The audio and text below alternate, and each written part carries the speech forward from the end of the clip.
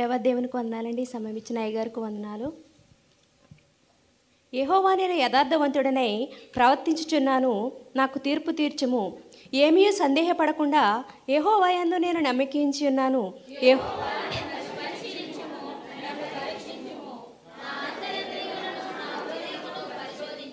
నీ కృప నా కనుల ఎదుట నుంచుకొని ఉన్నాను. నీ సత్యమును అనుసరించి నడుచుకొనుచున్నాను.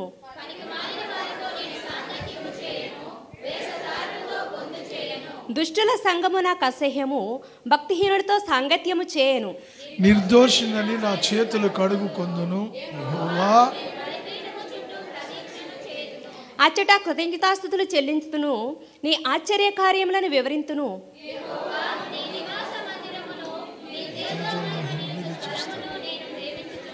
పాపులతో నా ప్రాణము చేర్చకము, నరహంతకునితో నా జీవము చేర్చకము.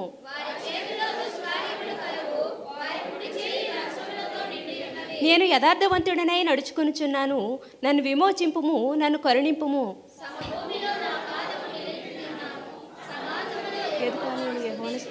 ఈ కొద్ది వాటిని దేవుడు దీవించుగాక. ఆమేన్. ఆమేన్, ఆమేన్, ఆమేన్. దావీదు రచించినటువంటి కీర్తన. ఈ కీర్తన మొదటి వచనంలోనే దేవుని ఎదుట తన యొక్క స్థితిని భక్తుడు తెలియచేస్తూ తనకున్న విశ్వాసాన్ని వ్యక్తపరుస్తూ ఉన్నాడు. యెహోవా, నేను యథార్థవంతుడనై ప్రవర్తించుచున్నాను, నాకు తీర్పు తీర్చుము.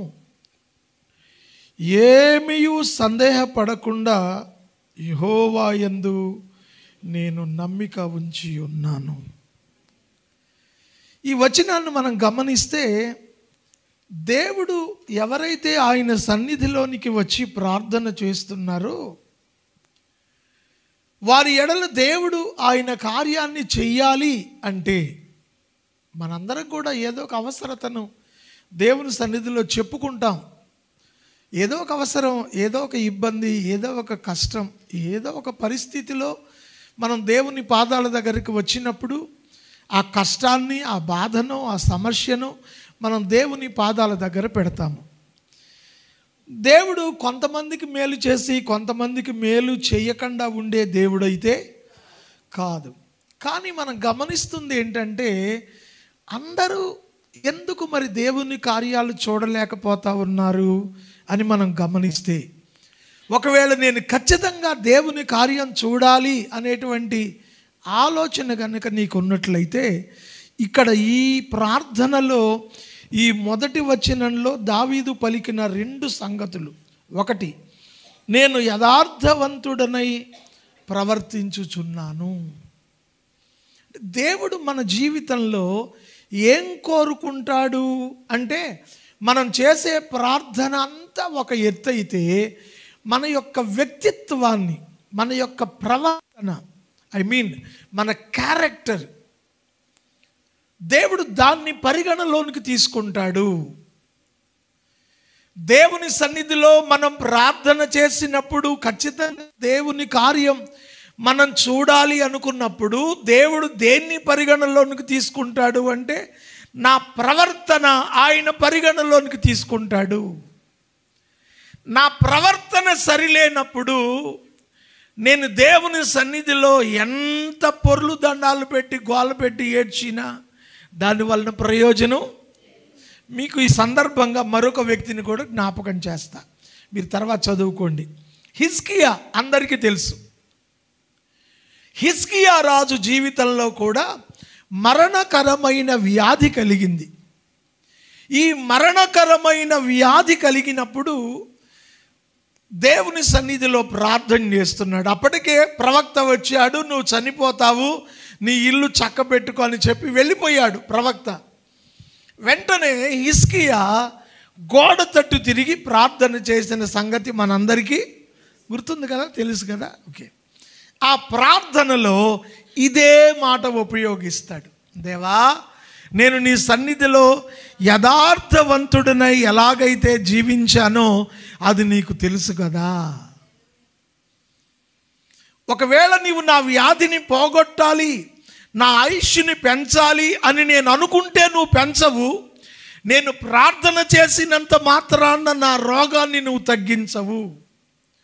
సో ఇప్పుడు నువ్వేం చేస్తావు అంటే నా ప్రవర్తన, నా భక్తిని పరిగణలోకి తీసుకుంటావు. ఇప్పుడు మన పిల్లల్ని స్కూలుకు పంపిస్తాం. మన పిల్లలంటే మనకి చాలా ఇష్టం. సో వాడు ఒక సబ్జెక్ట్లో మార్కులు తక్కువ వచ్చాయి, లేకపోతే ఆ సంవత్సరం ఫెయిల్ అయ్యాడు, వాడు బాధపడతాడు, మనం కూడా బాధపడతాం. కొంతమంది ఆ పంతుల మీద గొడవ వేసుకుంటారు, నువ్వు సరిగా దిద్దలేదు, లేకపోతే సరిగా మార్కులు వేయలేదు, ఏదేదో గొడవలు ఉంటాయి. అసలు మీరు గమనించండి, పరీక్ష అనేది ఎందుకు పెట్టాడు పంతులు గారు అంటే, ఈ సంవత్సరం వీడి చదివిన చదువుకు తగినట్టుగా వీడి నాలెడ్జ్ ఉన్నదా లేదా, వీడు పై తరగతికి వెళ్ళడానికి సరిపోయిన నాలెడ్జ్ వీడి దగ్గర ఉన్నదా లేదా.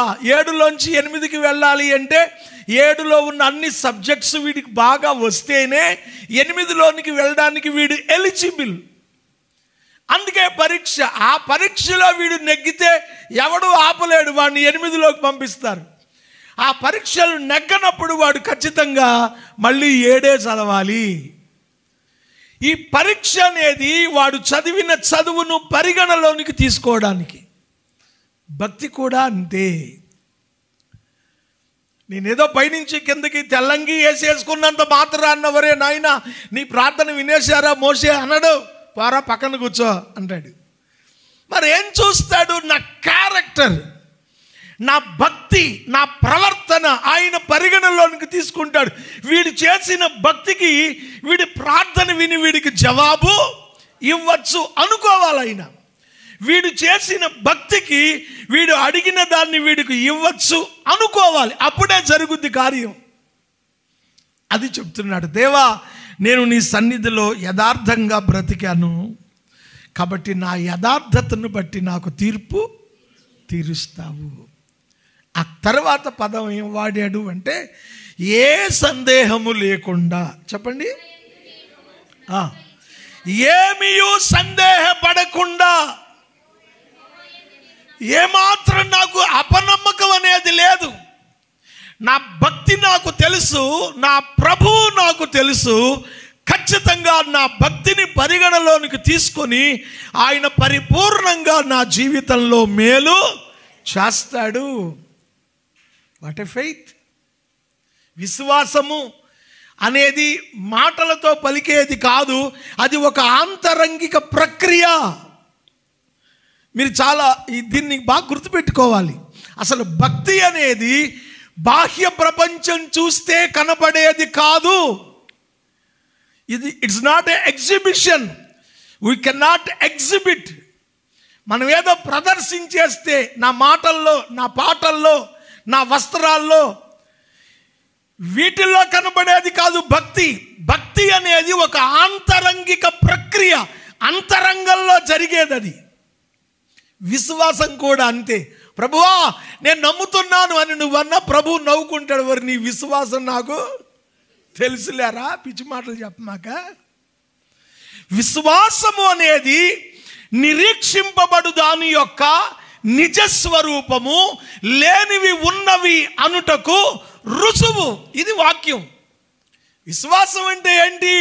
నీ కంటికి కనిపించని దానిని నువ్వు చూడగలవు అని నమ్మడమే విశ్వాసం. మనకు కనపడేదే నమ్మలేము, కనిపించకుండా ఉన్నది ఇంకేం నమ్ముతావు? అది ఇక్కడ అంటాడు, నాకు ఏ విధమైన సంకోచము, సందేహం లేదు. ఒక పరిపూర్ణమైన ప్రగాఢమైన విశ్వాసాన్ని వ్యక్తపరిచాడు దేవుని దగ్గర. ఆ భక్తే, ఆ విశ్వాసమే దావీదును ఎన్నో ఆటంకాలను అధిగమించి తిరిగి మరలా ఆయన సన్నిధిలో నిలవబెట్టడానికి దోహదపడింది. అట్టి నిస్సంకోచమైన సందేహంతో, ఒక యథార్థమైన హృదయంతో ఆయన సన్నిధిలో మనం ఆరాధన చేద్దాము.